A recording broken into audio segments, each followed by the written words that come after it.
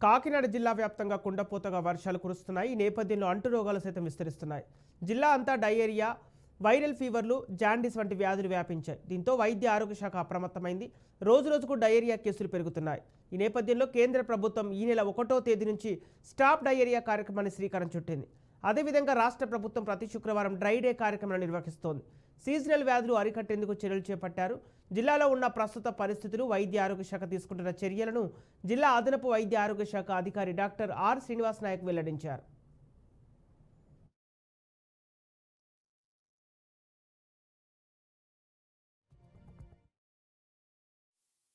నీళ్లు ఎక్కడికక్కడ నీళ్లు నిలబడిపోయి శానిటైజ్ డ్రైన్స్ కరెక్ట్‌గా మనకు క్లీన్ అవ్వకపోవటం వల్ల, ఎక్కడ చెత్త అక్కడే ఉండిపోవటం వల్ల ఇలాంటి ప్రాబ్లమ్స్ వస్తాయి. కాబట్టి దయచేసి మనం ఫోకస్ చేయాల్సింది ఏంటంటే, మనం వీధుల్లో గానివ్వండి, మన ఇంటి పరిసరాల్లో గానివ్వండి, ఎక్కడ కూడాను ఈ మురికి అనేది నిలవ లేకుండా, నీళ్లు నిలవ లేకుండా, అపరిశుభ్రంగా ఉండేటువంటి పరిస్థితులు లేకుండా, మనం శుభ్రంగా ఉండేలాగా చూసుకుంటే గనక తప్పనిసరిగా మనం వీటిని జయించొచ్చు. మనం ఏంటంటే ఈ సీజనల్ వ్యాధులను జయించొచ్చు.